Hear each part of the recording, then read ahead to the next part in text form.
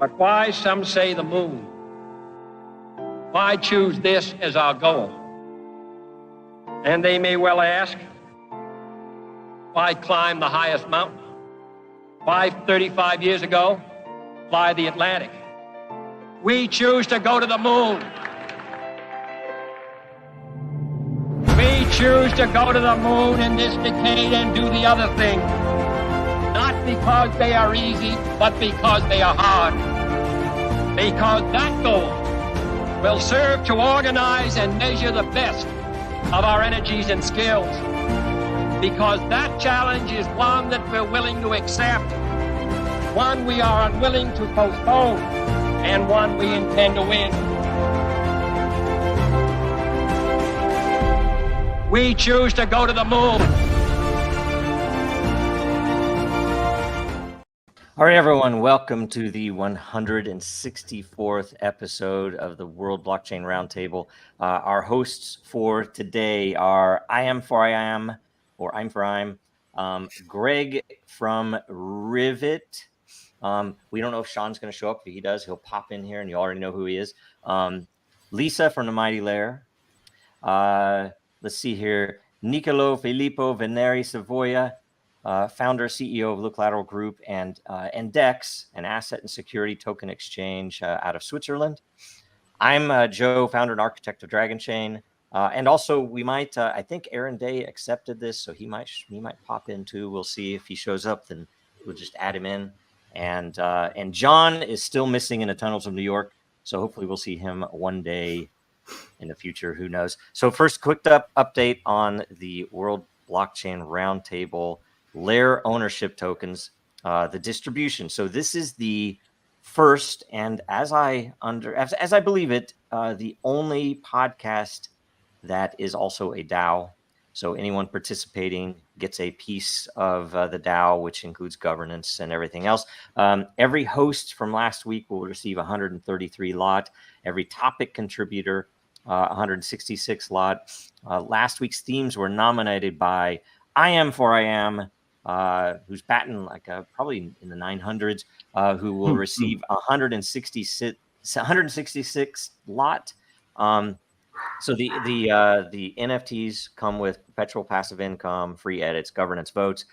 Theme of the week this week is, well, you know what? Let me show you last week real quick. How blockchain is solving real world problems. Okay, this week is, let me see, click here. Brainstorm session. And I think brainstorm session is important to note because I actually want to make sure that we are brainstorming as much as possible. How to tokenize assets with and without ownership. And without ownership, I haven't had a lot of time to think about it, but I want to know what that means. And this was nominated by I Am for I Am, correct? Yes. That's correct. So 91,000 energy too. So, I mean, I like it. I'm going to discussion theme. It's not an announcement, I don't think. Anyway, what I guess I'll go ahead and refresh this after that energy applies. And now we have the question. Are you guys ready to go to the questions, or do we need to start with anything? I'm ready. I'm excited about this topic. Obviously, I wrote it. Right. This is more of a challenge, maybe you folks can educate me on this one. Right. Who knows? All right. So let's see here. First, a question by Dayrux. Man, somebody getting above you. I Am for I Am. William, Wow. Dayrux. Question: how can you be sure that an asset is backed by something that has value in the real world? So if we're talking about tokenization, so let's see here. If you're okay, I'll go up the line so that Nicolo doesn't have I didn't realize the order was like that, and since he's not been on before, that way he'd get a little feel for it without being pressure of the first answer. So I Am for I Am. Well, how can you be sure? This is a good one. I haven't thought this one through at all either. But obviously, tying a real world asset to a token, I think ownership has to be in place. Otherwise, it could get kind of bastardized and duplicated. But things like let's say a carve-in a car has a serial number or a VIN, and there's only one vehicle with that VIN number, correct? So if you were to tokenize one vehicle and have multiple owners that were tied to that one VIN, that would be an example of how an asset could be backed, the asset being the token, could be backed by the value of the vehicle. That's just one kind of shooting from the hip concept or idea that I had to answer this question. I hadn't even thought it through prior to the show. So I know there's more to it than that, but I'll punt the ball to the next person. Right on. Lisa. So I read this question a little bit differently. I thought it was saying, how do you make sure that the asset is backed by something? And I think that's where, I know, do not cringe everyone at once, but a little centralization has to be in some part of the play, whether that's validation through peers or even something as simple as we were sending a letter the other day and there's a court issue. And so to make sure, to verify, we had to do it certified mail so that there's some kind of receipt or third party. Even when they grade baseball cards, like, how do I know that that's really a good, real baseball card and not a fake? Well, you have it verified. And that's where I think there has to be some kind of verification, either through consensus of peer group or a expert, to make sure that it has real world value. Yep. Greg. Okay, so I would start by first putting a caveat here. We got to challenge the notion of value as something that can be intrinsic, right? Because value is ultimately a subjective phenomenon that's very individual, right? Something that I find valuable in the real world, somebody else might find less valuable.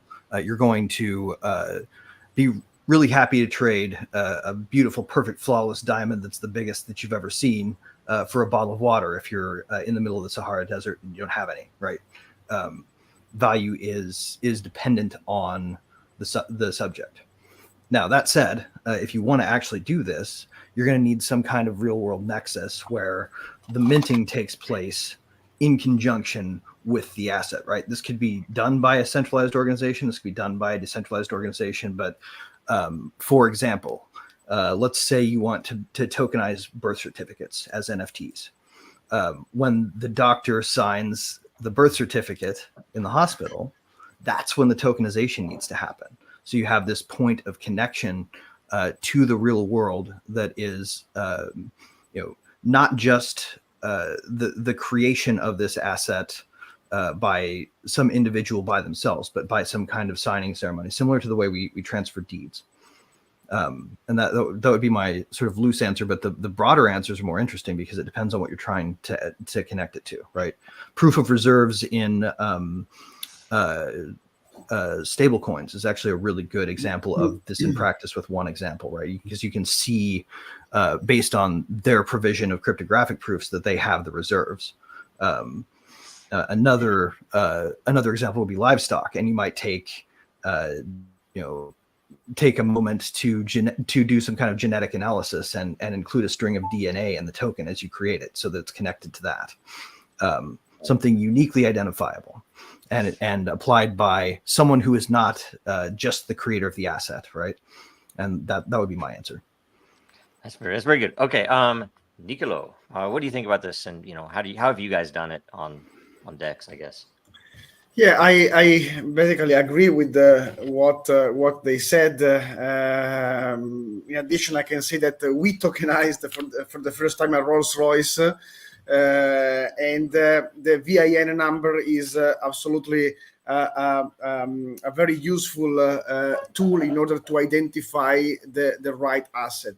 And the same approach in artworks, we could have the certificate of authentication of the official archive. So it's important to identify the asset, and so it's important to have a centralized way to do that, because some people have to do a due diligence. there is always something that must be checked. So it's important to understand who is the owner, first of all, because let's start from who is issuing the token. So there is a due diligence on the owner, and then a due diligence on the asset. And so this is, of course, helpful in order to ensure stability and certainty to the investors that will buy a portion of that asset. So I agree with basically all of them, and I can say that in our platform we have a similar process. So we tokenized a Lucio Fontana artwork, we tokenized a Rolls Royce, we tokenized a racehorse, and the process was always the same. Due diligence on the issuer, due diligence on the asset. We check all the documents, the official documents. And then there is also an independent appraiser that will say that the price of tokenization, or better to say, the tokenization value is in line with the market price. We cannot say that is the exact price because we cannot be expert of anything, but we have an independent appraiser that will say the price is in range, in market range. That are the necessary steps in order to allow people to invest, to purchase asset tokens. That's my so what you're saying is that if it's been done properly, then you can tell based on the value of the asset in the virtual space, tracking to the value of the asset in the real world. Yes, of course, there must be. Makes sense. There must be an agreement in which it's clear who is in charge of custody, for example, of that asset. Because if there is a private collector and I don't know nothing about him, and I cannot be sure that he will keep the custody of the artwork in the proper way, and he will not sell the artwork to another person, and he will basically steal the money from the other people. So in a case of a museum, of an important gallery, of course they have the reputation and also the anti-fire system in order to keep the custody of the artwork. If it's a private collector, then we need to find a player that will take care about the custody, a bank or a gallery or a partner that has the requirements to do that. Could it also be handled in one of two other ways, where the value of it is discounted based on the reliability of the custodian? It's a nice concept. It's a nice concept, but I have to say something immediately, that why we are doing that, why we are tokenizing art or Rolls Royce or racehorse, in order to bring new kind of investors in this type of asset. And so at least at the beginning of this long process, we must be 100% sure about that. And so if I want to bring someone in that asset, I want to be sure that the first 10 investments will be a very good and solid experience and investment. Right, absolutely, and this makes sense in the context of investment assets. I was really more thinking in terms of like something that's not so valuable, where the certainty is less necessary for the use case, like tracking provenance of supply chains on like a commodity that if you lose one, or if one is mistakenly authenticated, like let's say a bunch of bananas, right? Like if you want to tokenize that, the level of veracity you need is a lot lower. Absolutely, yes. Cool. Right. Sean. Hey, sorry, Sean. I think I was whatever, man. Off. When you came on, I didn't hear a beep, and nobody told me. I'm just joking. So what do you think? How can you be sure that this I think let me take all of your answers, because y'all have good points and bad points. Lisa, going with centralization. This communist over here. I love you, Lisa. Good morning. Okay, so this already happened. We have grading companies like the CCG and all that kind of thing, and basically almost everyone. No, I want to say everyone, but I don't like generalizing. Have been caught in a massive scandal over, the decades. In some kind of way, they cheated because. And collectors know this, and you have to pay a decent amount of money to have anything rated, a car, baseball card, comic, whatever. And if it means like the difference between $1 million and 50,000 in some cases. So if you have an 8 and you know what currently they're looking for, you can rip that open and send it in to be re-evaluated, and then get it at 9.5. 9.2 for the same thing that was an 8, 2 years ago or 6 months ago. So you can just kind of game the system in that way. And I'll get to the point on it. I think that this question in particular is interesting because when it comes to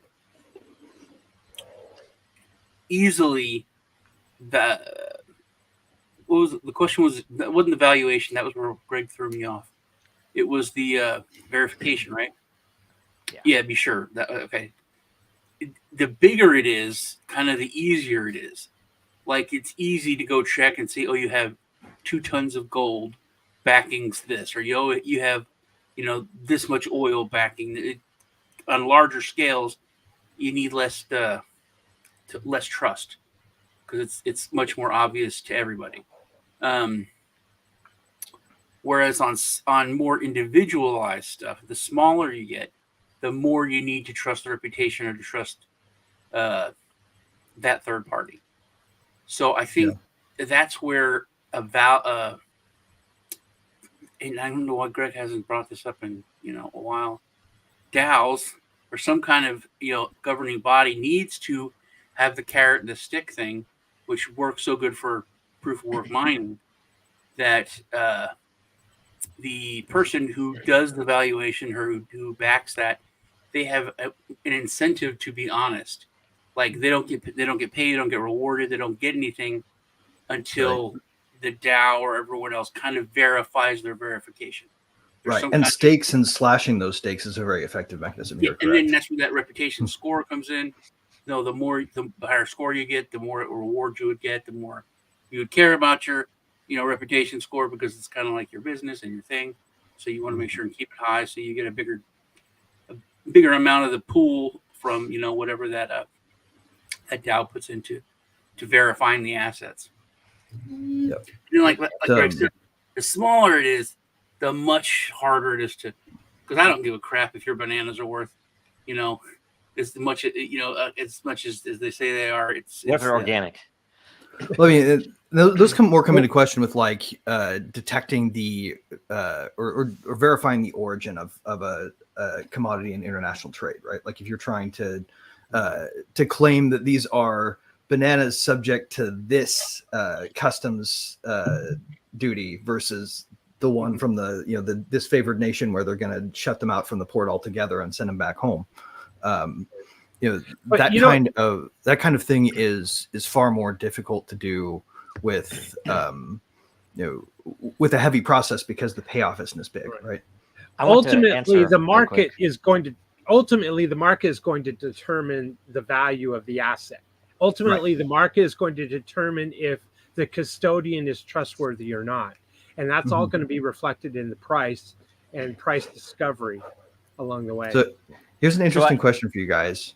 Wait, let Greg. I just want to answer the main question. Yeah, Joe needs to. Go for it, Joe. You haven't answered yet. I'm sorry. It's a very basic. That you need evidence, and blockchain can solve some of these things. Like, say, Sean's description of, I can break open that seal and have it reevaluated and get a better score, and I can keep doing that until I get the score that's high enough. If it's on chain, then that negates the ability to do that, and it opens up. Oh, okay. And ideally you would be able to get multiple evaluations so that, okay, yeah, that evaluator always gives a low value and I got an 8.5 with that. But all the rest would be on chain. And so you would get a better consensus. And if you wanted to put the money in for it, to get those evaluators, the evaluators would have a reward involved based upon either direct contract and paying you to do it, or on the consensus itself, that the more accurately they are evaluating it by consensus, the better value they will have. And essentially, you know, that whole thing about provenance that the art world knows about is very applicable, especially even if it's historical documents. You can get them on chain, which is a value to the world because they'll be there forever and tied to that piece of art for history, or that item for history. And it can be, you know, you can do it at any granularity as well, because, you know, if you have some item, you know, you can have a snapshot every 30 seconds on chain if you want. So you can see, okay, it's still there. It's still in the climate controlled environment that I know that we need to keep the value, whatever else. And there's another aspect that's kind of abstract about this that is interesting to me. I don't know if anything will ever come of it in the real world, but the difference, and it is I think a graded difference from a real world hard asset. What was that? Somebody has something going on. A real world hard asset like a car or a piece of art or a house or a hotel or something that could be tokenized, versus something that very much is virtual, like an NFT or something that I can't actually hold in my hands. And it's an interesting thing because, you know, I mean, theoretically, think about this, as abstract or maybe pointless as this is, we could essentially tokenize. We could put a contract out there to tokenize a concept, just an abstract concept, and people would buy into it. It's like, I own, you know, 1/1,000,000th of, you know, liberty or something, right? I don't know what it'd be. There's some abstract concept that you can't actually ever grasp. You know, it's something like a copyright. I mean, why not? Why not? You think about copyrights and patents. Would it not make more difference to essentially roll something out there and let people, instead of licensing the patent from or licensing the copyright or something else, you have to buy ownership of it, and you have utility now in that ownership that you can use this like anybody else. And right, it's just sort of like buying an NFT for commercial licensing rights to a song, right, kind of thing. Right. Aren't you kind of describing meme coins though, in a way? Well, like if you're talking about abstract concepts, maybe like an abstract idea like liberty, maybe. Well, that's without the rugging, maybe. I don't know. Yeah. Right? So here's an interesting question: How can AI play into this? Because like the thought experiment I was doing is, let's say you've got an app that you want to distribute that tokenizes a specific kind of asset. Let's for the sake of dumb AI examples, let's say you want to tokenize a hot dog, right? So you put your camera on the hot dog. It says, yes, this is a hot dog, and it takes some characteristics of it that will uniquely identify it and creates a token, right? How can AI play into this such that maybe you could have automation owned or unowned entirely assets? That already exists in an app that helps people list on eBay and many platforms. That what you're talking about. Well, so the question that I have is, like, how much trusted computing do you need? How much verification on the algorithm do you need that's doing the vetting? Like, how are these things going to be possible for trivial use, right? Because if we really want to get into some of the unique power of the efficiency of decentralized computing, then we can start talking about, like, okay, the way that stores do inventory loans. Do we want to tokenize the individual toothbrush rather than treat it as a bulk commodity, and that way you can lend against your inventory more precisely. Those sorts of things. I don't know if this is a problem space that anybody else is familiar with, so I might be talking about nonsense to everybody. But like inventory, just-in-time inventory and stuff like that. Yeah, I mean, it could be, but would that effectively be useful? I tend to think that with the venture capital behind AI, that I'm not going to say this is an axiom, but everything will tend toward AI application to number go up, or to make Well, things for what it's worth, there would be a lot of value in tokenizing inventory lending, because that's how like low margin businesses keep in stock, right? Like the grocery store that you go to doesn't buy all of the produce, doesn't buy all of the goods in cash from its profits. It's borrowing continually from a bank on the value of its current inventory, right? And being able to tokenize that could really streamline it and give those lower margins a little bit of breathing room. It could literally reduce the cost of food, right? So this is a problem space worth looking at, but the challenges there sort of necessitate some kind of automation. Because if you have a bushel of grain, are you tokenizing the bushel? Are you tokenizing some larger magnet grouping, or are you tokenizing each seed? Right? I mean, I don't know. You could tokenize each seed and then know that, oh, this is 1,000 seeds, and it's not going to be exactly accurate. We need a few more iterations of Moore's law, to put it mildly, before we could get to the seed level. But I don't think it's impossible. It's like the region, oh, this is seed from, oh, this is coffee from Colombia versus this is coffee from Seattle, which is valued more overall in the market. And then, like I am for answer, the market could change. What's that? There's a coffee that I don't even remember. Asian. You're talking about you do a monkey shit coffee. No, the one where the cat. That's roasted in the belly of jaguar, I think. Right? It's it's a special type. It's kind of like a cat, but not. It stems from the fact that when I forget exactly the place where this happens. I think it's somewhere in the oceanic islands, like down there, like Malaysia area, right? Yeah, the Brits would steal all the coffee. Well, no, I think it was the Dutch would not let the locals drink any of the coffee that they were forcing them to harvest. The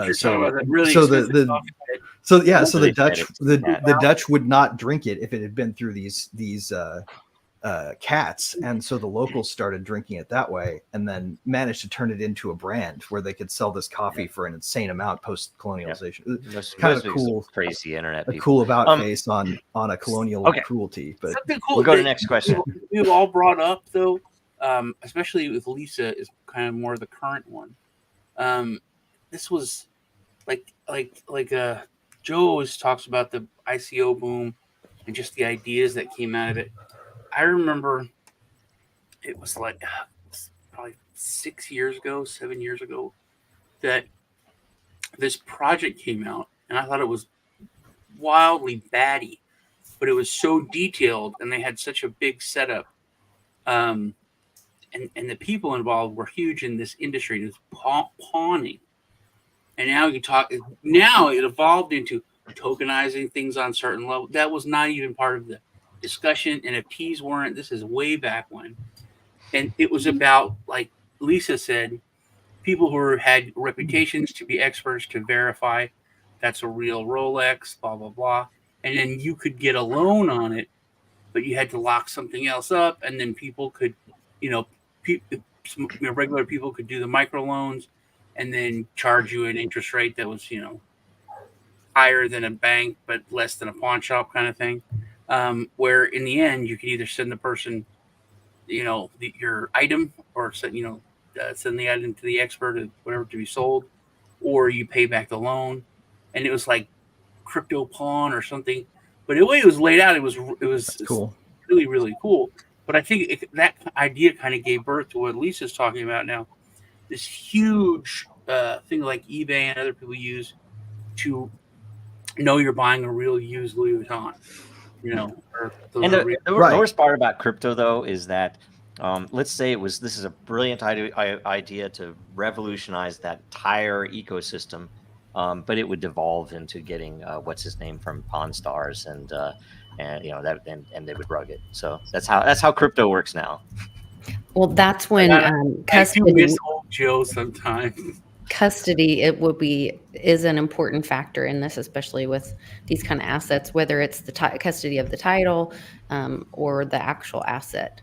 And that has to be part of it, because like in Sean's example, if it's, oh, well, the pawn thing, who's holding the real Rolex that was verified? Because if it's the same guy who has the loan and then he just stops checking in with that token, like then he has no skin in the game to. Very easy to fake stuff like that, especially, right? So, okay, let's go. Next question from I am for I am. Is it possible to legally collateralize something you don't own and then assign tokens to that asset or commodity? Very interesting question. And if so, doesn't having an asset tokenized even more problematic if it is a privacy token? That's interesting. For example, I don't own the Pacific Ocean or the Brooklyn Bridge, right? Brooklyn Bridge is the cartoon version of this, right? But I'm going to tokenize it. You know, it's like, you want to buy this bridge over here? Yeah, buddy. I need some money. You can look at the bridge. It's right there. You know, you can take ownership of it. I'm going to create a privacy token that represents the Pacific Ocean. I'm not sure this will work because I don't know why this is off. The first failure point is lack of ownership. If I did it, someone else could. Then there would be 2 or more Pacific Ocean tokens. You know, I think there probably are. Let's look it up. I'll bet there already are. Oh, right. We haven't naming even a star, very similar. Yeah, we haven't even added a market to discover price yet, and it has failed based on scarcity and ownership control. Tell me where I'm wrong. Okay, I'll tell you what, I'm going to start this time because that way I can just get I won't be like struggling trying to remember what I wanted to say. Go for it. If it were built into the chains, let's say Ethereum were well designed, right? It's just a different world. So if it were well designed, I mean, and you know, when it rolled out, I mean, some of this wouldn't have been possible. It's pretty well designed. Gosh, when they went over to staking and then adding burning into the question of, fees are too high. Well, let's burn some more too, because our venture capital backers really want us to burn more tokens. Anyway, let's imagine that they had embed native liquidity pools of some type, right? Or they even rolled in more natively what already is out there. You imagine not only would fees and stuff be plugged in even for the other tokens, but listing could be standardized. It would be impossible to have 2 DRGN tokens, which right now on Ethereum, you can have as many DRGN tokens or as many Ocean or Brooklyn Bridge tokens as you want. And that's an issue because, you know, the registration of that ticker or, you know, how people refer to that token instead of the long contract address is meaningful. And, you know, stuff like that. I'm not saying it's a perfect because then I'm just going to make my Ocean token on Solana, you know, and I'll be open. I'll at least be able to sell it to you 80% of the time when Solana is running. And you know, you would still have outs, but at least you would have some ways to do that. And collateralizing something or tokenizing something you don't own does get into that really interesting. There might be some value in a token that represents the Mona Lisa, even if everybody knows that you don't own the Mona Lisa, mostly because I just want a token that says it's the Mona Lisa. I own the Mona Lisa token. I don't own the Mona Lisa. And maybe people will be okay with that, but that's that whole virtual versus real world thing. So that's I've my got answer. a great example of this, man. Well, this dude done it a million times already. Let's go down. Let's go down the list. Let's go down the list. Yeah. We have a lot of people here. No, the last sentence was perfect. So the difference between the real asset and a virtual asset. Here, the first question was related to how to make sure that there is something real back to that token, and here is basically the opposite. If we are speaking about asset co-ownership token, of course, you need to own the asset before the tokenization, or you need to get the license in order to tokenize that asset, even if you don't own it. So I have an agreement between myself and the asset owner that allow me to tokenize that asset. In this case, I can do that. But behind the asset co-ownership token, there must be someone that is owning the asset. Here is a totally different approach, a very fascinating approach, but it's a different kind of token. We are not speaking about co-ownership of real and tangible assets. We are speaking about a virtual representation of something that, of course, could be possible, but you have to build a narrative behind that. So what does it mean to have a token that represents a portion of the Pacific Ocean? And so creativity is without limits, but we have to build that substance, even if it's not a co-ownership, but you need to build a substance. Right. That's Well, my opinion. And Brilliant answer. interesting use case here. So I don't know if you guys ever remember Color Museum. They're defunct now, but they had this really neat project where the idea was you buy a hex code representing a unique color in all of the available colors that can be represented in hex, right? And what you get is one, the right to name the color, and two, in the context of the NFT platform they were building, anytime an NFT presents with that color in the color space, you get a chunk of the sale value. So it makes sense in the context only of that NFT exchange to own, like hash 0000000. If you own that one, then anytime somebody uses like pure black in an NFT, then you make a chunk of the value off of any sales of it. Anytime it gets used, you get a royalty, which is a fascinating self-contained example of owning something that, Color Museum had no right to claim exclusive ownership over in the first place. It's an interesting way to take a thing that can't be rivalrous and turn it into a rivalrous good, which is kind of cool, I think. So it would make sense, for instance, like if you ran say a deep sea diving club and you wanted to own the space over let's say the Great Barrier Reef for adventure tours with this one company, right? Tokenizing that and giving the rights to somebody to finance the effort, right? To get the system set up where you can go scuba dive over the reef, and they're helping finance it by putting their money into owning that chunk of the ocean for the purposes of just this company's use. Would make a lot of sense to me. Very cool. Very cool. Sean, what do you think? You're muted. Oh no, we missed the beginning of his answer. You're on mute, Sean. That's all I'm saying about it. I mean, I don't want to talk about that ever again. Okay. So you bring the question up. Den is broke for me, saying migrating. I guess the dragon's going somewhere else. Man, I'm sorry. Can you bring the question up so I can see it again? Oh yes, I'm sorry. It's just more silly. It's a very long question. Is it possible to legally collateralize something you don't own and assign tokens to? See, it's been done a bajillion times before. This is something where Flim Flam Men and other people have done this, and it's done. It's done legally because it's for entertainment purposes. You remember buying a star for someone, mm-hmm. and it was like a real star, and you owned it. You give it to someone, and it's just a certificate. And it was, oh, I bought this for you, honey. I couldn't. Like in the 3-body problem, right? I couldn't buy you the moon, but I bought you the moon of, XR734. But I mean, and then thinking about it, but then I think like a real space agency sold it. So then that gives some kind of credibility. And then what if, we find out that there's interstellar travel, everything moves.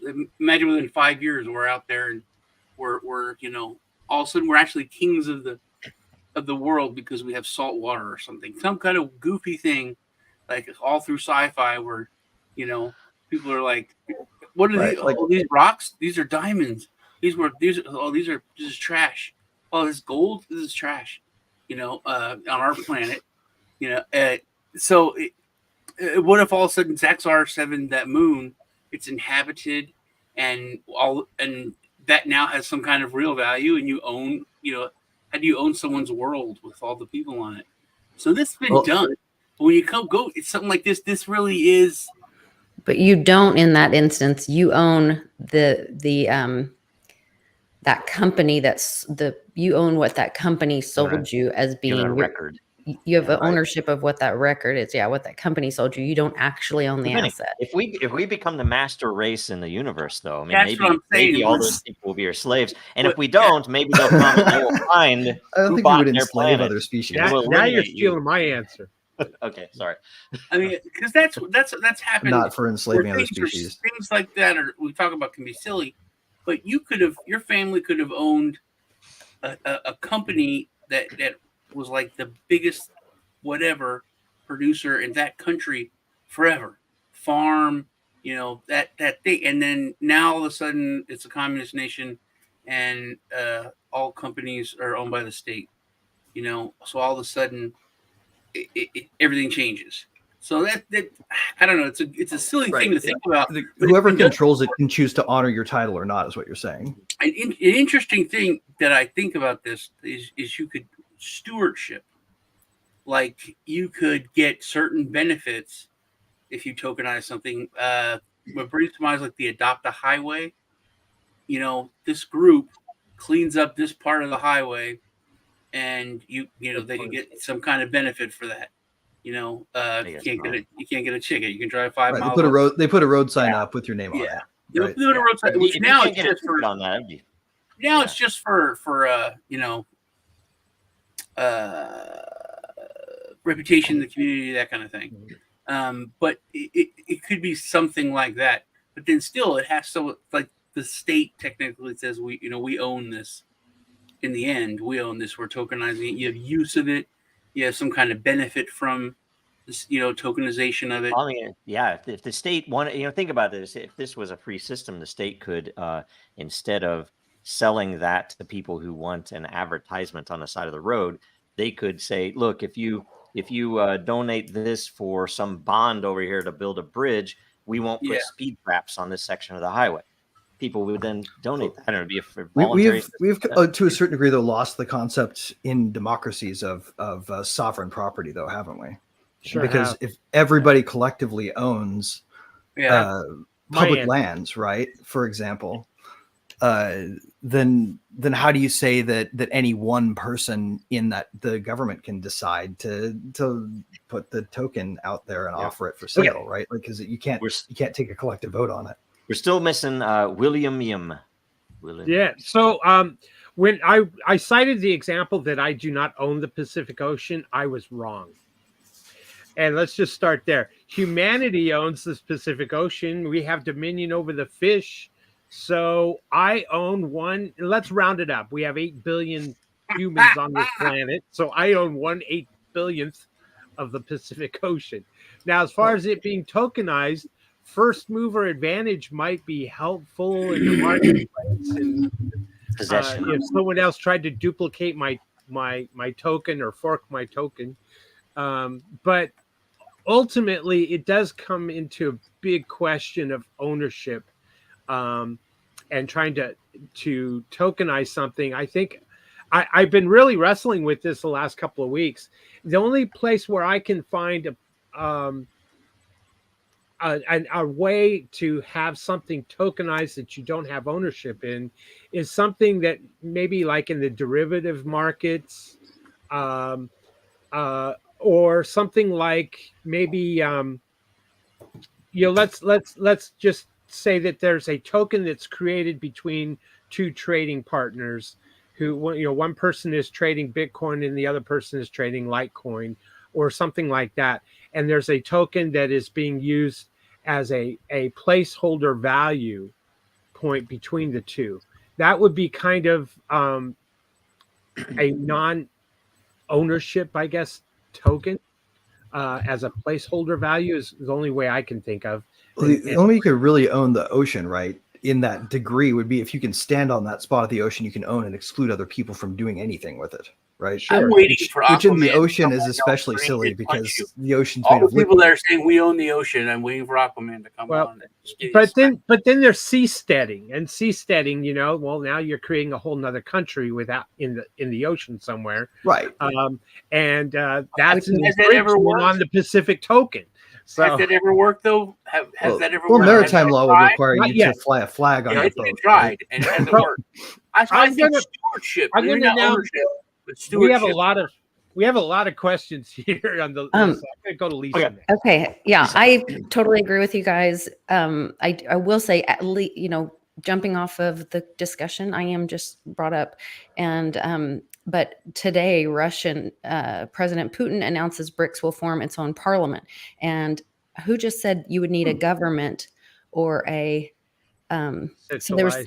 yeah, they were saying that BRICS doesn't have an institutionalized parliamentary structure yet, but I believe this idea will be implemented in the future. So they're going to do this in the future because recently, you know, they've been doing these trades inside. So China and Russia will trade for oil, but then it's inside the BRICS structure or mechanism. Well, they don't, you know, China doesn't want rubles or whatever, but inside it's almost like having tokens or points inside of BRICS that then they can go trade with India instead, and they don't have to accept the rubles or whatever. And so it will be but that's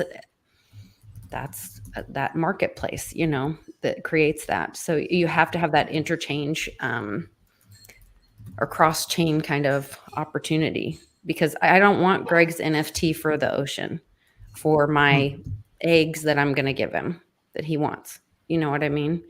And He has to have so liquidity. If you could Yeah. automatically trade it for what you do want, yeah, some medium. I mean, you could have liquidity pool, like some chain of liquidity pools instead of a single swap. medium of exchange, right? Yeah. You know, whereas like, oh, I want, you know, you could do that. Wasn't Perfect. this solved with email? Like, remember way back in the day, like if you were on AOL, you could talk to AOL people.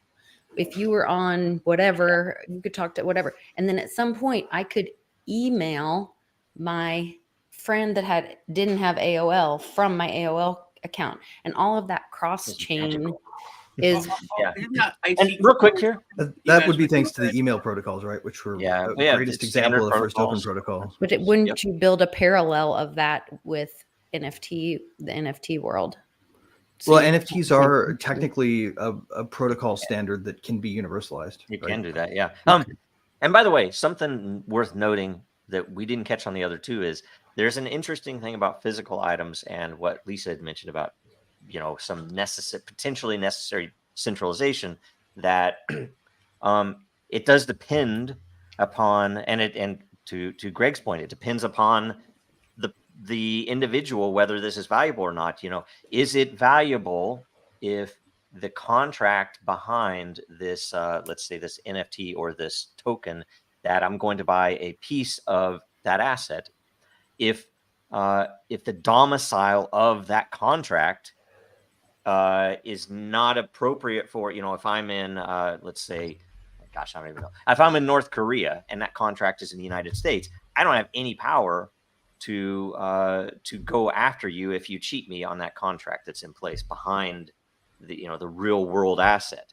So there's some interesting stuff there, and you know, frankly, if lawyers, it would be an amazing thing if they would look at, you know, how do we fix that? Decentralize, you know, not require the issues that there are, very, very complicated, and over time they change with where a contract is, because then I can have some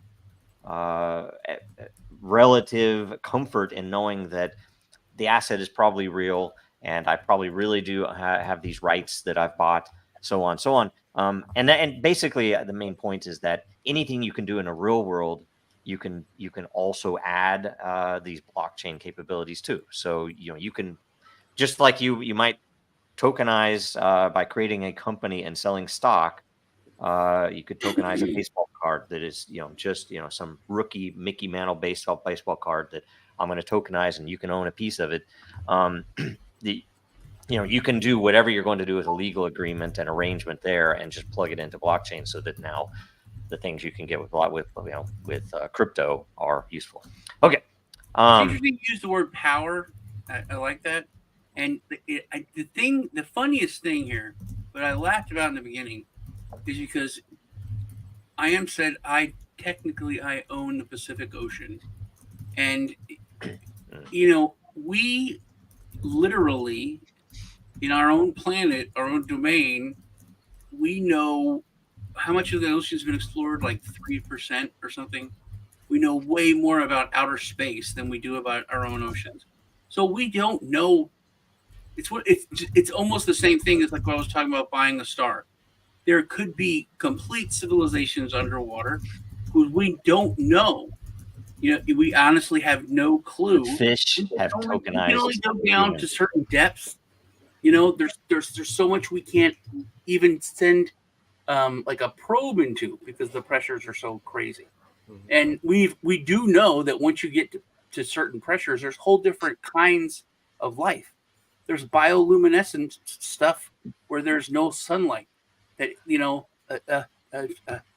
life found a way, and it's so crazy when you think about it, and think I own the ocean here, and there could be that in Atlantis there, And then on the other side of it, you look at the political side of it.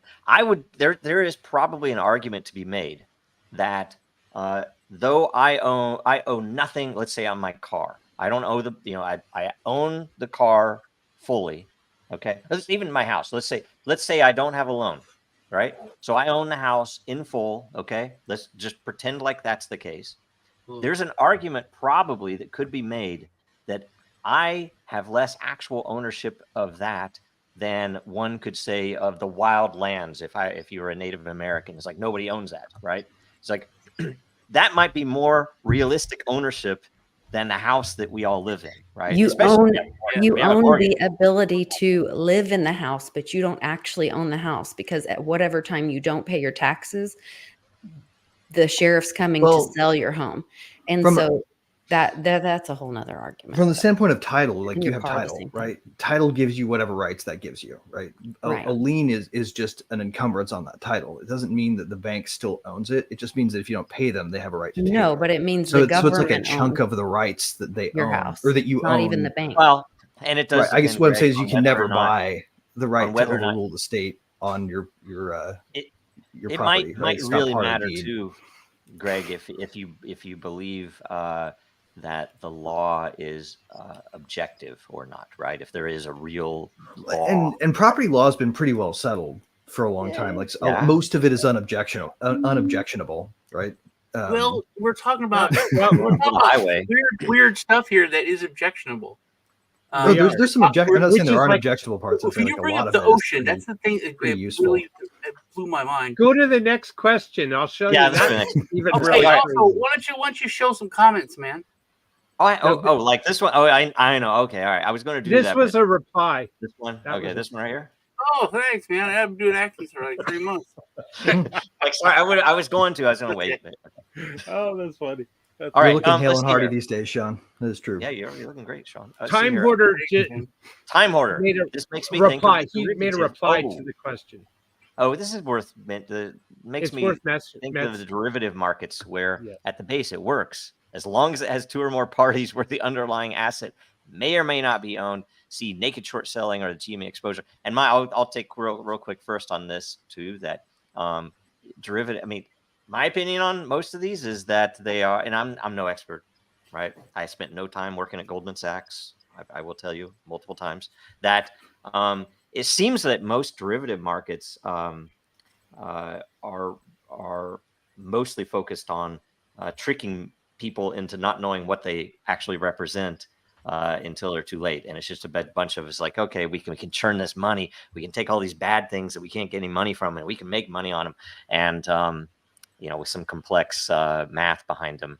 To me, this is interesting because there's like this concept of instrumentation of different rights with respect to intangible assets, right? Like technically, you can rehypothecate a derivative over and over again within the bounds of the degree it's policed. You can do this sometimes to such a degree that it creates danger, right? Like this, credit default swaps on mortgage-backed securities, right? You can use tranches and you can actually separate out the right to own the liquidation of it from the right to receive the revenue on the loans themselves, and create a separate instrument that you can then sell. And you can borrow against it based on its notional value, right? Like it's a weird system. And imagine if it was on chain though, because then people could actually see, they could drill down in depth, which you can't in the regular traditional markets, but on chain you could actually drill down and say, wait a minute, what are these that are wrapped up in this thing that I'm buying? That would be an improvement at least. But how many times does anyone has have this any? been resold? It looks like we probably have 2, maybe 3 more questions. So does anybody else have anything on this? I don't have anything here on this. As a matter of fact, the next one could be skipped. We Joe, might because ask Niccolo because he's not used to being on our little rowdy crowd, you have to- and we you may be have to jumping cut over in, him. be I would rude. love to hear I'm his enjoying that, so totally fine. Yeah, do you have anything on derivatives? Because I did. Yeah, you were. What do you think about it? Yeah, I think it's a separate topic because financial derivatives are. It's right. It's correct what they say, because you are not owning that asset, but it's related to another tangible or at least financial asset. In the Pacific Ocean, you don't own it, but you are not related to anything which is tangible or a financial asset. So it's correct to say that you are not owning that, but because of the correlation, because of the relation between the product and the other product, there is a substance. Again, coming back to my previous answer, there is a substance in any case. In the Pacific Ocean, I don't see that relation similar to the derivatives. This is really interesting to me, and this has already been answered. No, you can't, because that's like when it comes to some of these things, that the reasons that a lot of conspiracies are born is because governments don't agree on crap. But there's certain things like Antarctica or the moon, and where everyone's like, "Oh, absolutely, we all agree." Nobody can buy or sell. Nobody owns the moon. Nobody owns this. No one.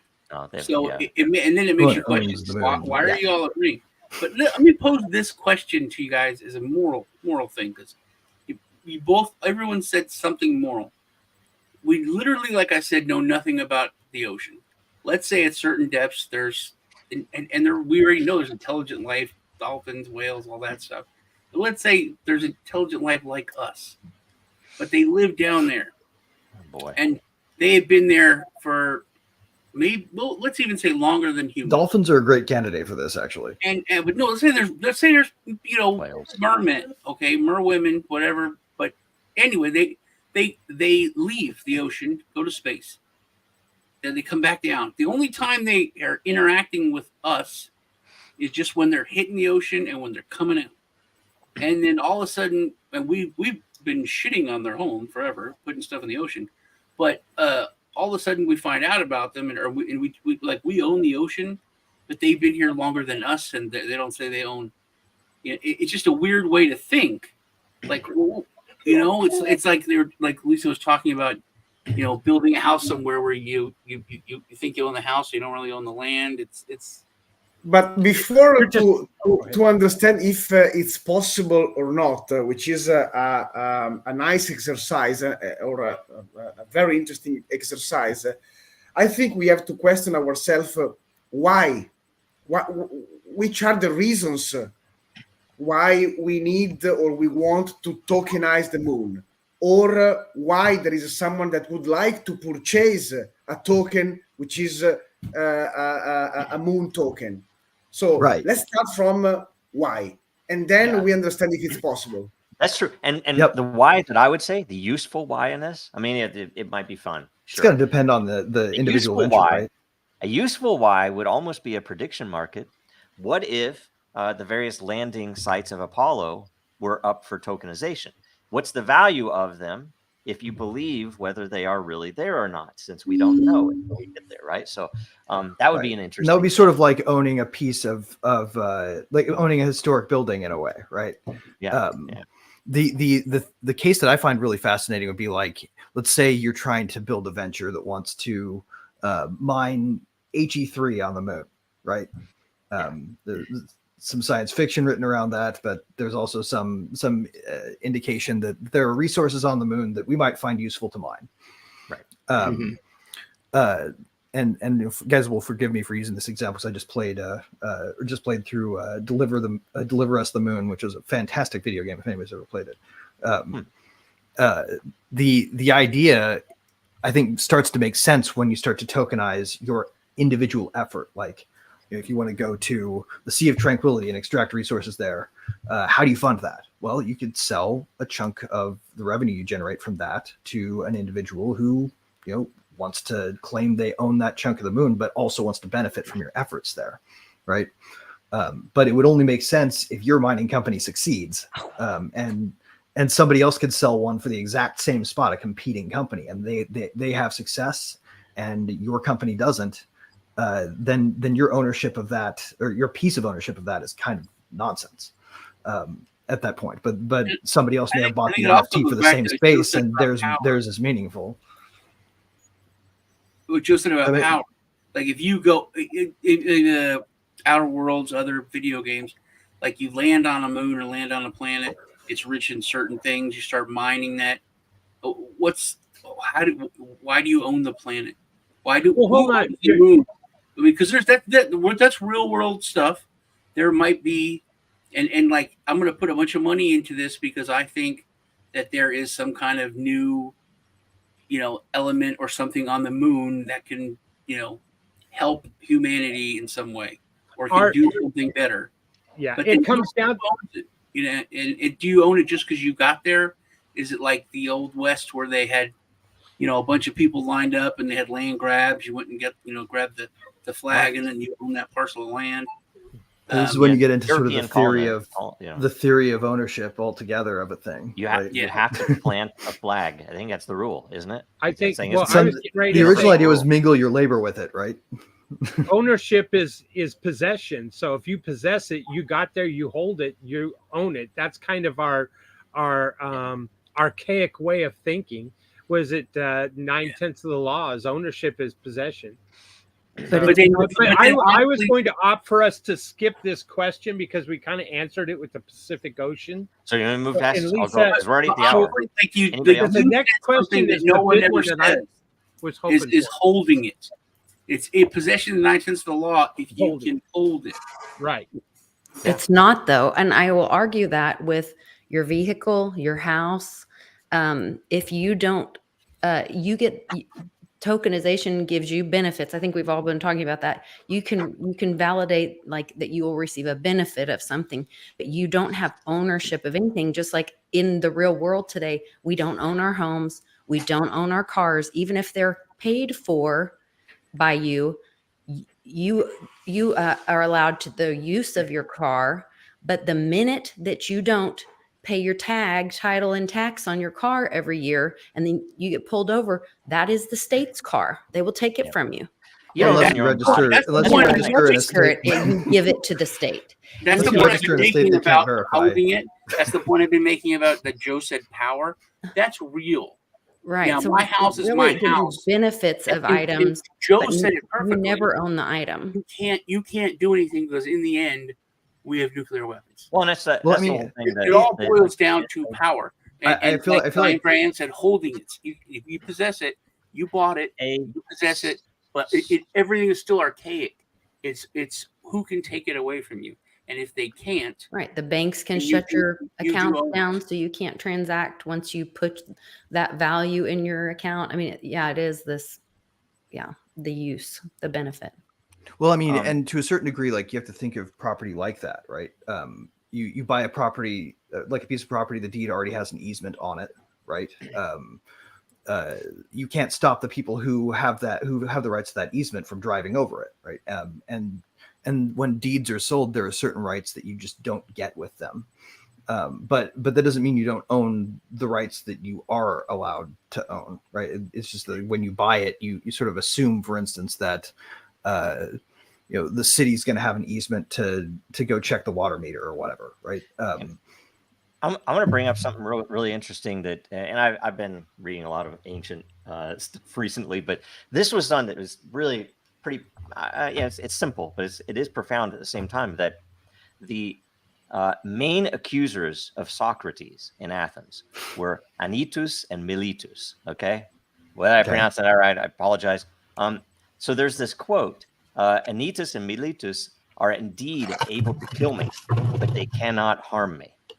And the point being that which is outside of our control, we can never own. You can never own your house, your car, your land, your farm, your own body. You can't own your own body parts or your own body. They can be taken away from you. They can be imprisoned. They can't control your mind. And that was the whole thing. The only thing that you actually own is your will and your own mind, and what you decide to do yourself. Everything else is outside, and everything else isn't your brain a body part, though? Yeah, well, but that's your stomach. Your stomach is part of your nervous system, a big part, and it's like, it's you. They could take your brain away, and yes, it would kill you right now. Maybe in the future they could take your brain away, but your mind will still be able to do what it wants to do. Anyway, in the movie Shawshank Redemption, it was exactly that. When he played the music, he said, "We can't take that away from us."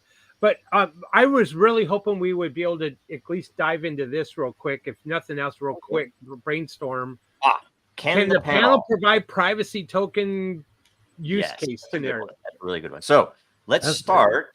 Let's start with Sean. Let's go upwards up the run. All right. Privacy token use cases. Yeah, tons.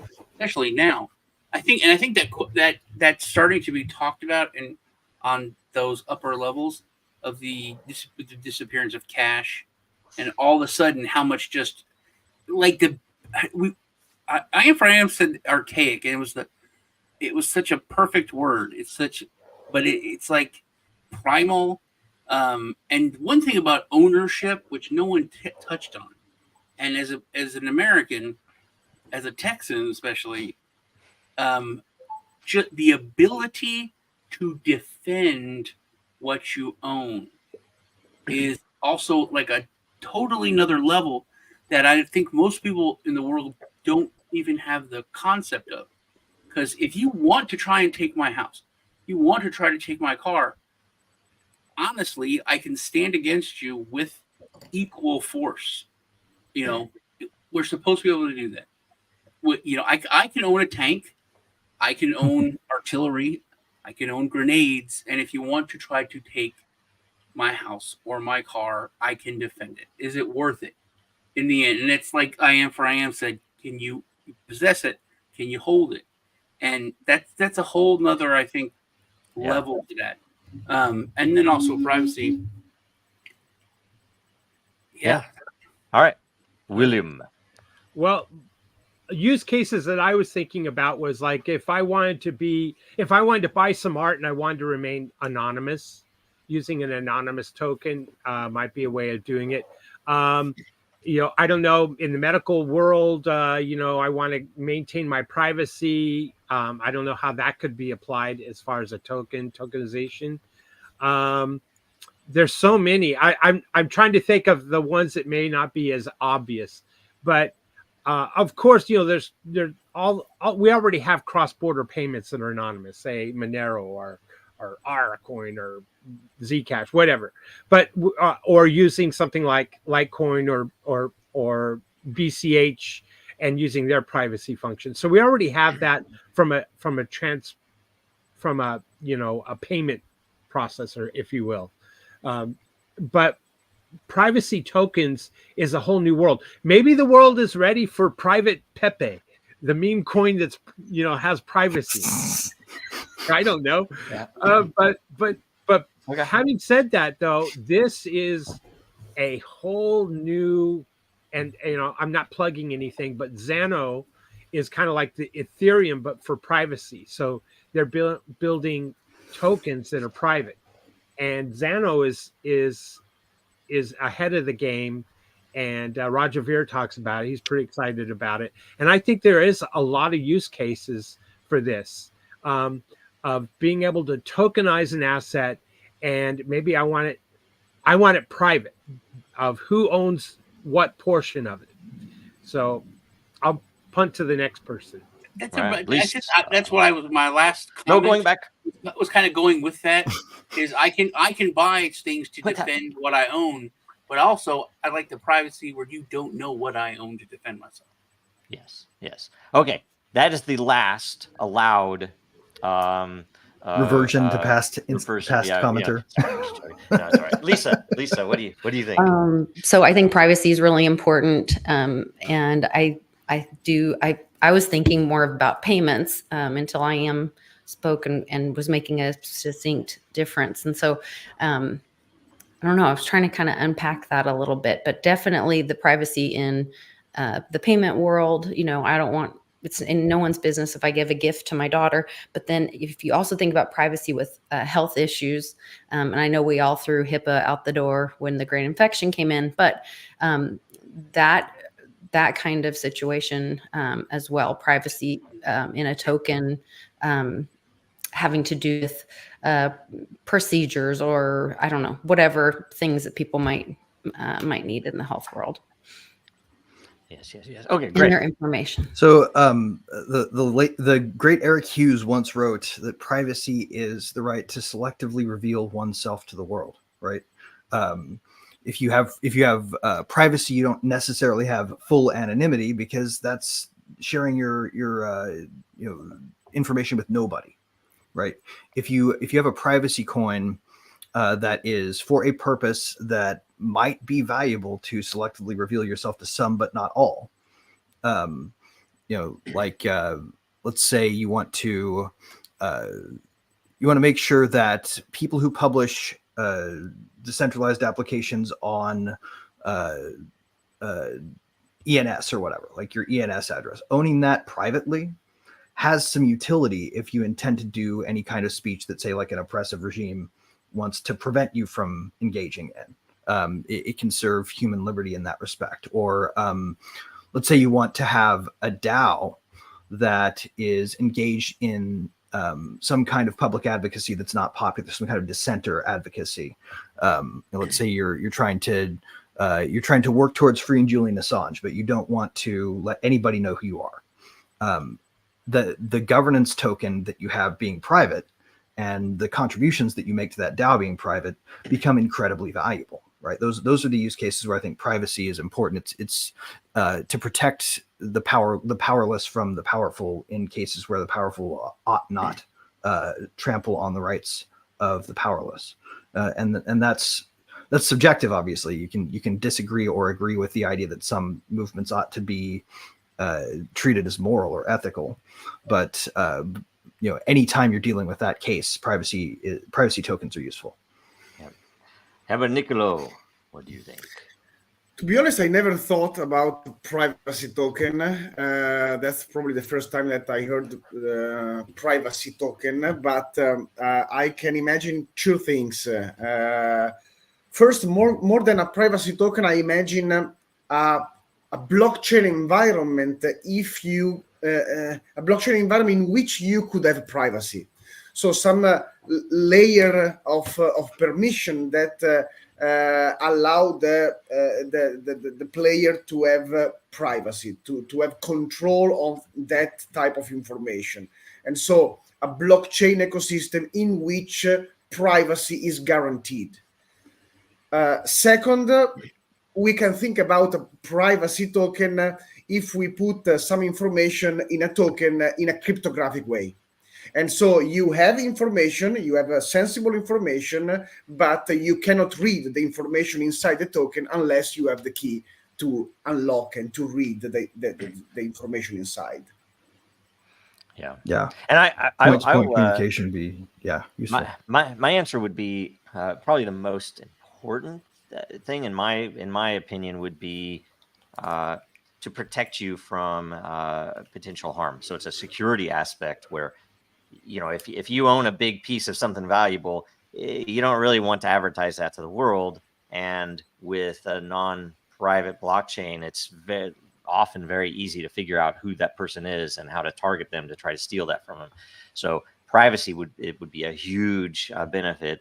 On the cryptographic side, I'm always very keen to be careful what you're putting on chain, because cryptographic protocols will fail in time, because there are unknown issues with all of them. It's software. There's always going to be something that isn't known until some time is passed. So you have to be careful what you put on there. But that's it. So let's go to next. Also, we're talking about stuff that I think has already been done.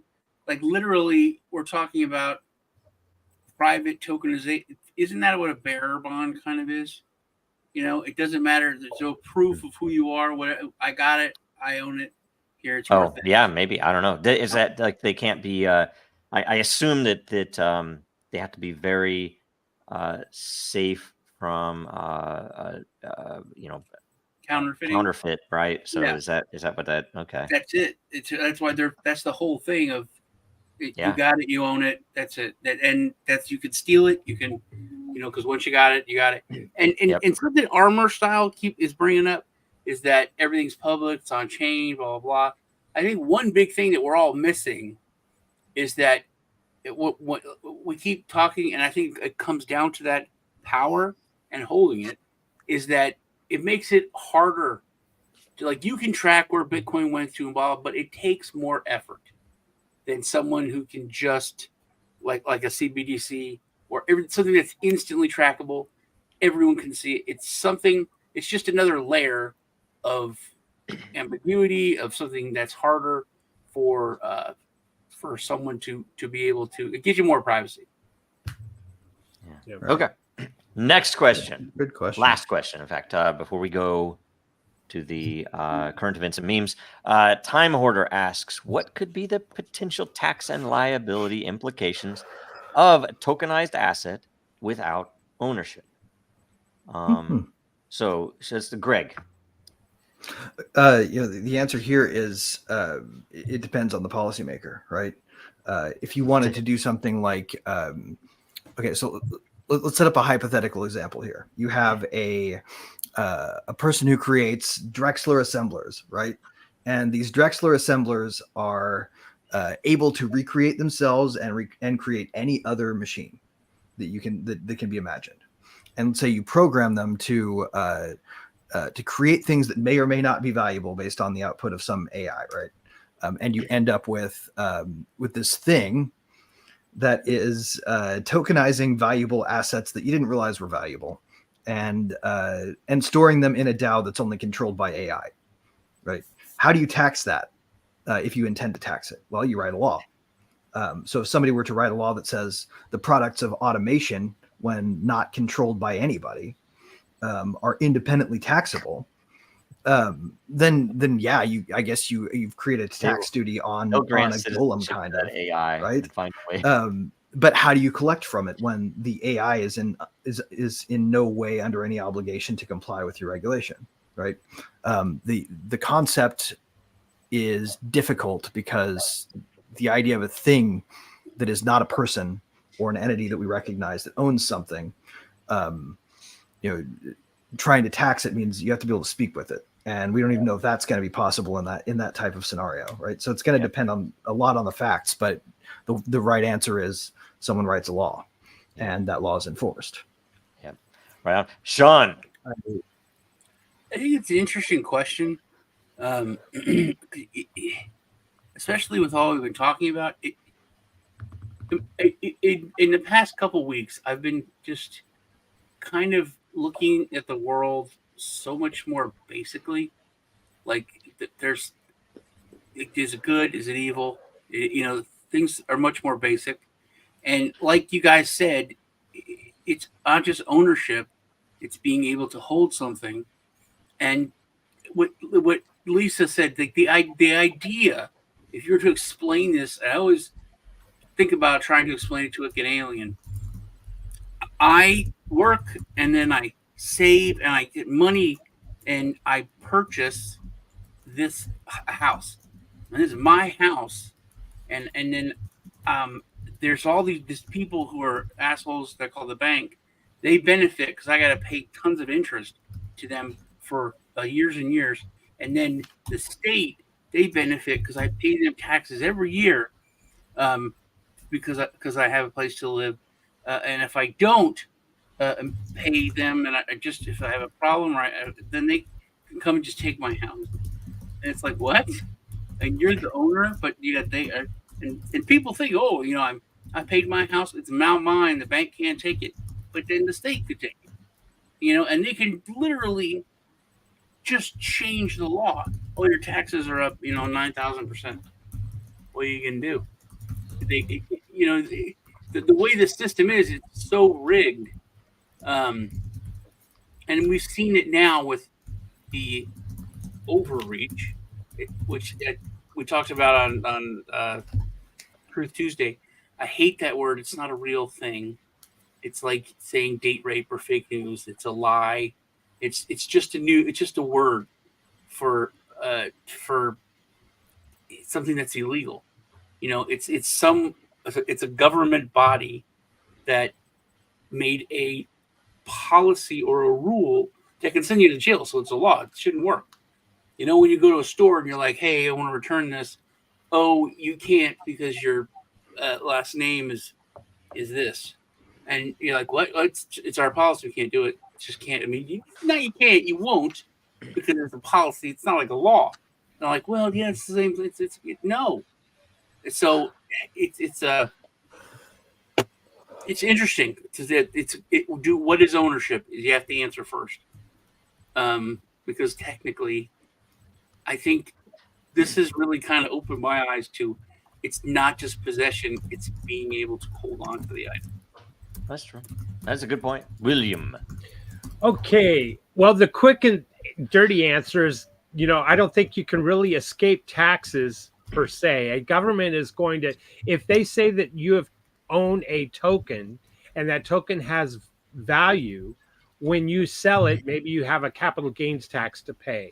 They're talking about future gain taxes, which is scary. All over the world, they have various taxation on. So a government would care not if a token is representing something that isn't owned. A government is only going to care on the specific value of that specific token. Having said that, there's where the taxation comes in. Now, having said that, I think it's fascinating when we start looking at tokens that are anonymous and privacy tokens. Then who owns it? So therefore, if who owns the privacy token is unknown, how can a government collect taxes on the valuation of a token when they don't know who owns it, unless the person self-reports? And so that's got me really curious and interested in something like the East based of privacy, which is now Xano, I'm going to call it. Again, I'm not financial advice, but this has got my wheels spinning really hard to thinking, okay, privacy tokens, I don't know how government would be able to tax you. So there's my answer to this question. Cool. Lisa. I'm not an accountant nor a lawyer, and I don't like to give them any of my energy, so I'd prefer to pass. That's perfect. That's the best response. Nicolo. I can say that, of course, it depends on the jurisdiction, because every jurisdiction has different rules. But I would say that based on the principle of technological neutrality, we cannot expect different things just because it's a token. So it depends always on the underlying asset. And so the government, the state will apply the type of taxation based on the underlying asset of that token.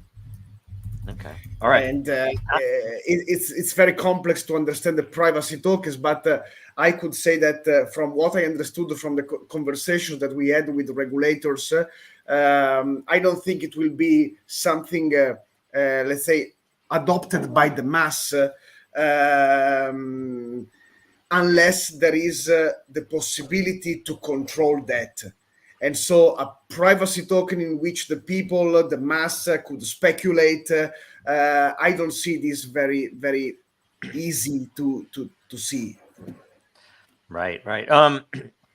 I have the simple. I'm not an accountant, obviously. Sorry, Joe. Just to say that unfortunately I have 2 minutes, and then I have another call in which I have to attend. Thank you for joining us. Oh, you where can people go? We'll hit that before we to see what we are doing. Looklateral.com and our exchange is DEXX.finance. Very good. Thank you very much. Thanks for coming. Thank you very much, Joe, and thank you all. I enjoyed this hour together. Thank you very much. Right on. Awesome, man. Bye all. Same here. Thanks for coming, man. Hope you'll come back. So on this, I think if you don't own it, they can't tax you for it. But there are two interesting angles on this, and I'm going to predict something here that probably won't happen. But if it happens, we can say that I predicted it here. And this would be an arms race between the state and its citizens, right? Where on the one hand, we are lucky that our state is that we are governed, we are led, we are ruled over by people who are very uncreative. Because does it not surprise any of you that, oh, hey, there's this whole vast ocean, and that's worth something. Let's tokenize it and automatically assign it to all of our citizens so we can tax them for the unrealized capital gains from one year to another of the value of that ocean that we all obviously own, right? Why have they not done that? Because they're not creative enough to do that, because that's evil and they would do that. On the other hand, I even toyed with this back then, and we had better things to do at the time, but when they first started talking about taxing crypto forks, right? Where, hey, I'm holding some Bitcoin and it becomes also Bitcoin Cash and then something else and then something else. And I didn't do anything to get that, but somehow now I'm liable for this, especially if there are unrealized capital gains.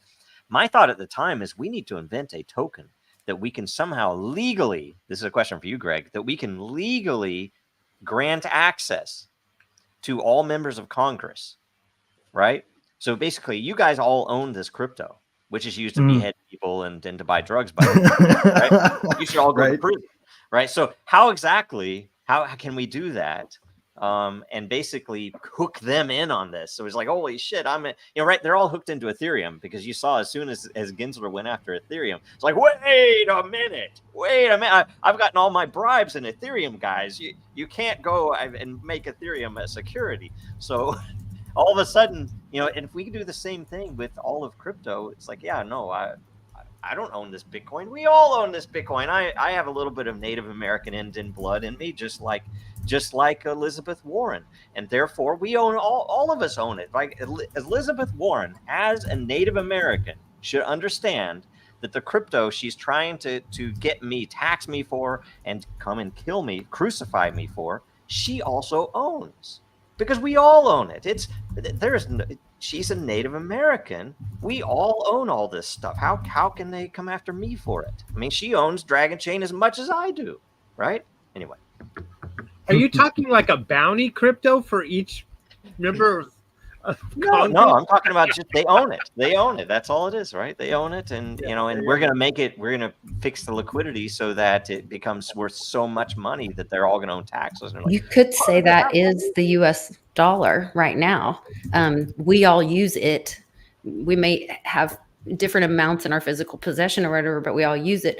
And then it is being used for some of those horrible things you were just mentioning. Right. So by that association, do we all face those consequences of what those U.S. dollars do all over the world? Yeah, all the dollars that are being used to buy bombs to kill little kids, right? So yeah, it's like, well, sure. that already some exists responsibility. with the US dollar. We don't need a I token know. for that. I don't think. No, I disagree But because the dollar is the one thing, token. we that's true. Was true until central banks, because Oh, I do we agree. owned that. Now, as soon and they're like, That hey, is- we want to go bomb these kids. Sin- Here's some war bonds. That's We the had to truth. be like, all right. But what do you put your energy By the way, into? when How do you Now they receive print the payment money for and your go bomb the energy? kids. all right, I'm going to switch over to Because then you're part of it I'm as gonna well. switch over to it's Oh, meme Lord. time. Glory to you and your neighborhood. So one way or another, that is true. And I often wonder, because like Kim.com will go off about how the U.S. is financing all this evil in the world and how it's going to collapse. And I'm like, well, what's going to collapse is the central bank and all the other banks and the central government. It's not the country, the citizens that are collapsing, because we didn't, I don't have freaking, a driveway full of yachts and Maseratis and Lambos. Well, and you right? didn't order the human trafficking of children to sponsor over the Right. border that the United States government has been paying for with taxpayer dollars. That they just had a And I have a hearing. mental image of a yacht in a driveway that somebody needs to put Yeah, I into was going to generative say I AI. don't know much Ferraris in the water, but it's an interesting thing because I heard a story, it is real, of where the government wanted to tax this guy for like stuff he didn't own, but it was on his property. And then I was thinking more and more about it, and something of it was like I think it was livestock that was just like free roaming or something. But in the end, you don't own something unless there's violence.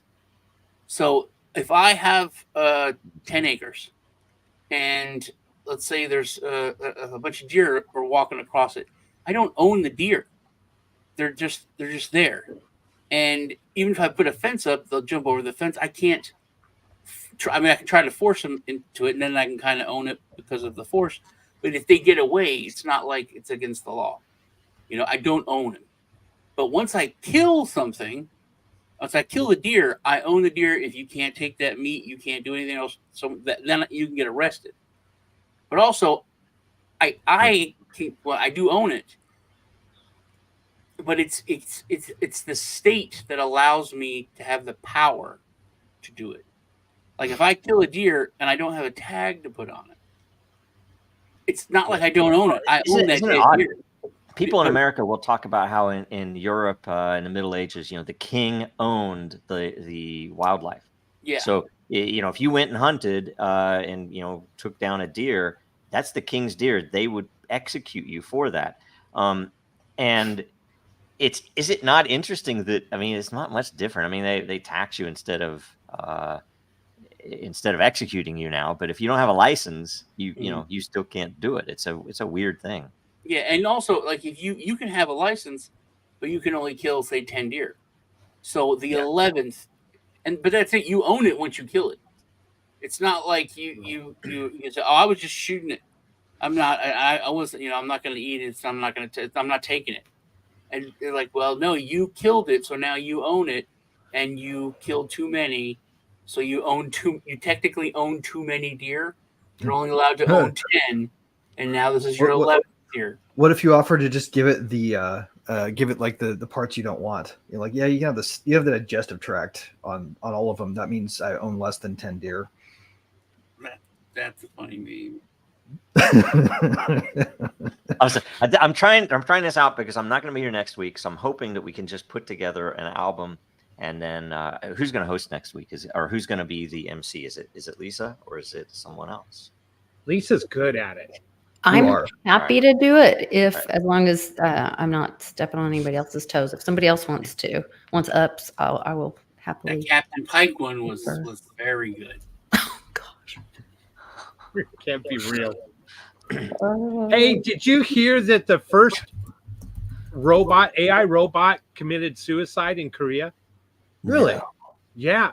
There's a robot in South Korea that I guess works at one of the government buildings, and it frequently goes up and down the elevators, and it's kind of like passing. It's kind of like I think it's like a male person, in the building, and it's moving documents around, or I don't know what its duties were. Of course, But guys have it tougher than chicks the do. people said it was overworked, and it no longer wanted to perform those duties, so it threw itself down the stairwell. What? And it damaged it enough to where it couldn't operate anymore. So they're calling it's like kind of this national phenomenon that's going on around, or I should say a trending topic in South Korea. That this Did they bring it robot back and it threw itself down the stairs again? That would be kind of awesome. Yeah. So evidently people are, and the workers in the building were saddened by this. They had direct grief because they would interact with it. It would speak to them. Hey, John, how are the kids today? You know, right. It's like Westworld, kind of. Yeah. Right? Just reinstall him. See if he does it again. Freaky. Anyway, I wanted to share that bit of information with you all. That's fun.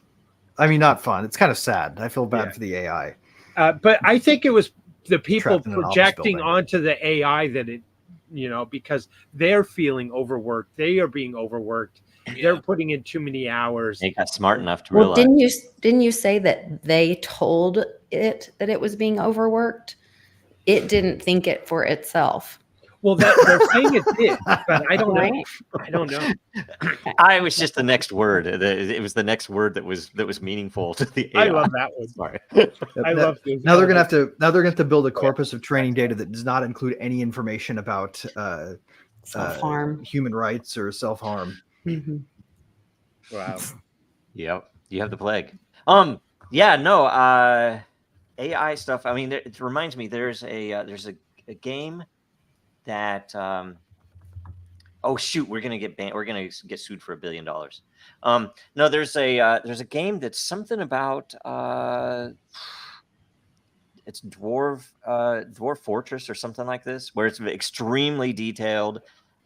These people put it together and built it, and it has real geology plugged into it. It has like all these different systems, and it's, you know, when it first came out, it was like when you look at it, it was kind of looked like looking at the Matrix, where you couldn't tell what the hell it was. Like a very character would be a dwarf, and something would be, you know, some other animal or something, and they had all these things built into it.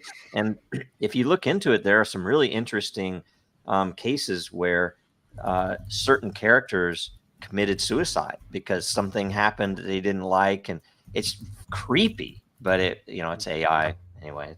It was strange stuff, right? Big topic news of the day, obviously, is man, people are just falling for this. They're being manipulated too. Will Biden continue to run, and will he step down, or will he even step down from the White House in his presidency? I think it's such a controlled, planned demolition of the Biden, narrative. The fact that they already called it his big boy interview. He's going to be a big boy. This was planned months ago. That's why they put the debate in June. This is why they knew that he wasn't. If let's just say that, let's go with the assumption that Trump is anti-deep state. We'll go with that assumption. And they see that Trump is going to win, then they got to get Biden out of the way so they can put somebody else in, so that that deep state can still have their puppet in that position, right? So that's the only thing I can think of, is that they planned this because they saw that Biden was going to Trump's win. not deep state. What's that? You're saying Trump's not deep state. Oh, he's definitely not. I don't think he is either. But I don't know. No, I think he wasn't. Classification scheme he created to turn all policy-making federal employees into political appointees was a slice of genius in slashing the power of the deep state. True. They're probably mostly scared of him coming back into office because he has already indicated that's going right back into place. Yeah, if he picks Vivek as his VP, and now I don't even trust him. I don't even trust him. But if he's good, if he is for real and talking about abolishing the FBI, where Trump is saying, "Oh, I'll give you your bigger, beautiful building and expand your operation," I don't know if it's deep state or not. So I'm going to be agnostic, and it doesn't matter. I don't have a dog in the race. On the point, on this deep state point, is not an I think edifice. it's very, either, very right? interesting that no one's talking about. and I talked to Greg about this, and I think there's two reasons why they don't want to talk about this. Because number one, Joe Biden was voted by the people to be the nominee. They had a primary. It's already done. It's like the people spoke and said the democratic process that we want this guy. He's our guy. We had a chance to vote for someone. We want this guy. And now all of a sudden they're saying, oh, no, we get to decide in the back room if we want to take him out and switch him after the people have already said that. I talked to Greg. I'm like, how is that legal? And he's like, oh, it's this clause. And then it made me think, that what's the scariest thing to the Democratic Party and to the Republican Party is because if you say the Democratic Party and the Republican Party are the same as the Libertarian Party or the Green Party, people don't get it. They're dumb. They'll what? No, those are jokes. And it's like, no, it's like that's our policy, sir, versus it's a law. You're literally saying this is the Constitution, this is the founding fathers. The people said this, and then a corporation, a entity that's not government, stands up and says, no, we're going to change that because it's our policy. We have this policy that says the good faith clause that now we can put in someone else even though the people have voted for this person.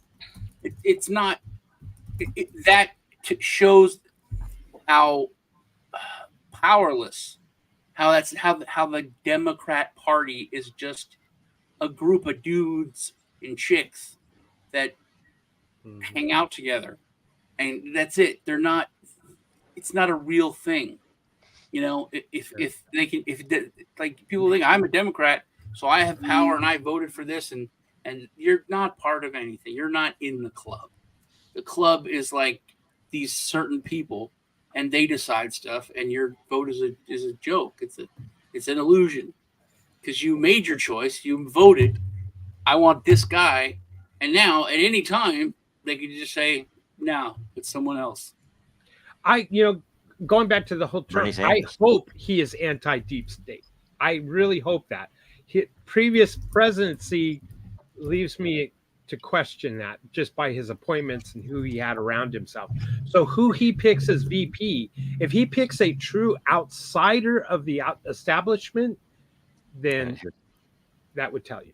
This is the reason. He just took $100 million from Adelson, which last time got the U.S. embassy moved to Jerusalem, right? That's what they bought. This time, what are they buying? Are they buying? Oh, we need to take over Gaza so we can have that beachfront property. That's what they're buying. And if you don't think that's a member of deep state, you know, agreed. Look, but I will say this: the Jerusalem thing was Hillary's in jail. You know, the walls built. All the things. I'm good. Hillary was in jail. We deported all of the illegals. Now, literally, what are we getting? He literally said twice in two separate interviews. It wasn't just him being an old dude, right? A boomer or something, that he wanted to staple green cards to diplomas, even for junior colleges. And it's like they just want to freaking whoever paid him from Silicon Valley, most likely, to say, oh, we need more skilled talent. And it's like anybody who's worked in the IT industry understands what the H-1B system is. It's literally just a churn where they make a lot of money doing that, and they can fill seats for whatever reason. But you're not getting the actual skill. And I will tell you the reason that the skilled talent, especially in the IT industry, and if you were a software coder in the 90s into the 2000s, became so valuable that they had to do something about it. And what did they do? They import a whole bunch of H-1Bs. So now you're competing with someone who's getting just above minimum wage to do that same work that you were making six figures for before inflation, by the way. And so they did it, right? And they basically collapsed several markets in order to be able to, they don't care. They might, and I tell you, working in telco in the day, you would have 80 to 100 H-1B people that a handful, 3, 4, 5 people were really good, and the rest were a liability. But they did that so that you were not making what you were making 3 years ago, right? You weren't able to pull the same salary. That's why they do it. And Trump is right on board with him now this time, and he said it multiple times. And if you think that the the illegals, I mean, I have family members who did construction work, framing, before in the 90s, that cannot do that anymore because the amount of pay available is so low because there are illegals who will do it for next to nothing, right? And it's like there's nothing wrong with nothing evil about the illegal aliens doing that, but it has hurt Americans. It is not an America first policy to say we're going to staple green cards to every diploma from a foreigner that comes in here. Like a bit of history. Yeah, that'd be a it's smart not move. The first honestly. time either, because when there was the Great Depression and all the people left, Oklahoma and because of the dust storms and they went to California. What did they do? They went and worked in the fields. They were the ones picking the fruit off the trees and harvesting the whatever in California. Well, then they lost their jobs. They lost their jobs to people coming in from Mexico illegally. So this has happened in the 40s, 50s, right? And so this is all over again. It's a do-over on the technical side that happened in the 90s. Yeah. So it's a question: are you America first? I mean, do you want to say we want to bring? Did he bring all the troops back home? He didn't even do that. He didn't start any new wars, but he didn't end. To me, that's a huge thing, though. That's a huge. It is. I agree with Sean. It dialed it back. But then when he had Bill Burr or William Burr, whatever the AG, that was scary. Who was Bolton?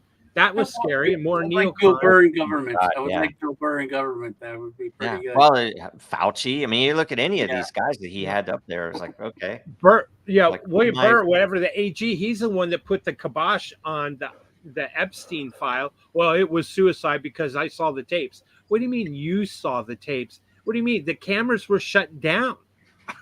I thought the cameras were shut down. Guess what, William? They're lying to you. No, I trust them. Yep. So anyway. I saw the tapes and I saw the contract that was signed before any of it happened. So also, I think Trump, to me, it's not like I think it's just something that should be answered for. The biggest socialist thing, communist, whatever you want to call it, was done by him. COVID started. These asshole airline companies were going to go under, and he used our tax money and bailed out an industry, propped up an industry, and that's not how capitalism is supposed to work. It's supposed to. These asshole companies are supposed to fail. The good companies who weren't close, there was like 2 or 3. They were smaller ones. They worked harder. They had a better score with their customers. They're supposed to be able to buy all those planes and all that stuff at pennies on the dollar because they did the better job. They weren't allowed to do that because the government came in and gave them our money, and they were even assholes about it. So you're touching on an interesting point, man. I think you're onto something there because, like, for example, I've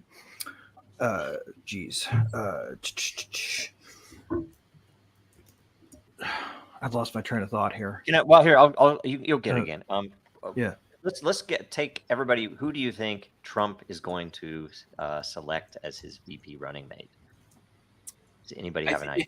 Let's go down the list. Let's go down the list or start from the bottom up. Yeah. Okay. Lisa. I don't know. Maybe somebody unexpected. Was it Christy Noem? Is she the South Dakota? The one that kills the dogs? Yeah. The dark-headed girl. All of her social media was taken down just a couple days ago. And so I don't know if that's in preparation for her to be his running mate, like for an announcement to be made or something. That kind of went in my mind, but I read that book too, right? William. I hope it's Vivek, and Vivek is for real about shutting down the Department of Education. He's intelligent, shutting down the FBI. I hope that's the case. But like Aaron Day said, I think it's true. He probably ran just as a tax dodge for capital gains. So, if he picks Burgum from North Dakota or wherever he's from, who is on the border with Microsoft and all that, all the other people to me seem like neocons and insiders, and that makes me not feel very comfortable at all. Yep. Sean. Lisa likes Ben Carson. I don't think he's sellable to people. Is he the Godfather's guy? Huh? Is he the Godfather's guy? No, he's a brilliant surgeon. Yeah, cardiac Amazing man. surgeon. Yeah. Amazing story, but not strong enough. Most of the mouth breathers think he's an idiot, and declining in age. Oh yeah. No one thinks he's an idiot unless they've never looked into anything he did. Right, they don't care. They listen to sound bites and not anything. He's okay. Crazy. But I think I posted in our Dragon Chain chat. Vivek had a quick interview with I think it was Alex Stein or someone, but he said things that made the guy uncomfortable. It was so true. He's like, hey man, the government did this, the government did this, the government. I think it was like MK Ultra, blah blah. I mean, he was saying things that were hardcore. Like when Trump started talking about the deep state, that was Area 51. It was fake. It was a conspiracy theory. It's not real. And he's just like, oh yeah, I'm the president. There's deep state. They run it. This guy. And now all of a sudden it's accepted. It's accepted. When I heard people in the news media talking about the deep state in a real form, so to me, there's like Trump. He does so many things that are like outsider good, and then the first thing is right when he won, he said, I called Hillary and I congratulated her and told her she's a great lady, and what did you just say? And then because it was like he's gonna put her finally they're gonna be exposed. Clinton Foundation, the body count, the body guards, all that. And then it's like, no, she's a good woman, and she ran a good campaign, and all right. I'm so glad and proud of running it. I was like, whoa. To me, it was just like red flags. But he hadn't done anything yet. He wasn't president. But he does do a lot of things that are very positive and very outside. But then, like you said, there's certain things he does that, are not. He'll can I used to worship the dude. I used to I read his book. I don't read books. As far as a financial advisor, the art of the deal, selling, negotiating, he is great. But he could have gotten Assange out. He could have gotten Ross out. Now that he knows, and when he was asked about crypto, he gave a Trump answer. I like the dollar, but blah blah blah. So, but now he knows crypto's huge, and now he's for it. So I think he's smart politically, and politically now everyone's talking about Ross. He was, So anyway, okay, man, that was a long answer, Sean. Greg, quick. Who's okay. God, honestly, I think probably it's going to be Vivek, but at the same time, there's a part of me that wants it to be a certain thing. It's not going to be this, but I'm gonna put a fantasy wish cast out there. What is it? I think he should, as soon as it's clear that he's going to trounce everybody, somehow convince Kennedy to join him. Oh yeah, that was my thought way back in the day that Kennedy. That'd be the dream team, in my opinion, because he has to run independently. But I think that's a realistic potential and would be amazing. Although my issue with that is Kennedy is owned by that same lobby that Trump is, and that same lobby that Biden is now. So I don't make sense why he wasn't at the non-debate though. that was illegal too, right? There's no Yeah, none of that this. well, but is it if they already know that he's going to be his candidate? That's a really interesting No, it's thought, not Greg. illegal because it wasn't a sanctioned debate. It was wholly owned by CNN. That gets back to the whole ownership thing. Okay. So anyway, So who I do you actually think? don't. Who'd you Yeah. pick? Who'd you Yeah. pick, Joe? Joe? I don't have a freaking clue. I mean, listen to some people say. I will tell you, and a person I don't know, but it's going to be I think it's going to be a deep state person. It's going to be someone who is more owned than he is, right? I think he's converted into, he's now owned, but I think whatever he picks is going to be even worse. And we saw before. We saw his selection before. And there's something about a Project 2025 thing also, which I've not looked into, but he's disavowed it twice. They're trying to say, "Oh, this is him. He's trying to be radical." And he said, "That's not me. I don't know anything about that. That's bullshit." And there's, he's basically twice said that it was ludicrous. And so all the people who are trying to, are hoping that he's going to be what he was supposed to be last time. He just needs another chance. He'll pardon Assange. Oh wait, no, this time he'll build a wall. None of this shit's gonna happen. It's a show. It's just a freaking stupid ass circus that we're supposed to be watching and having fun watching while they're just screwing us until they're completely done screwing us. So anyway, 15 seconds, everybody. 4 minutes. Yeah. So real quick, you have 15 seconds. I'm going to start with Sean. You have we're going to count it down here. You have 15 seconds. What's up this week?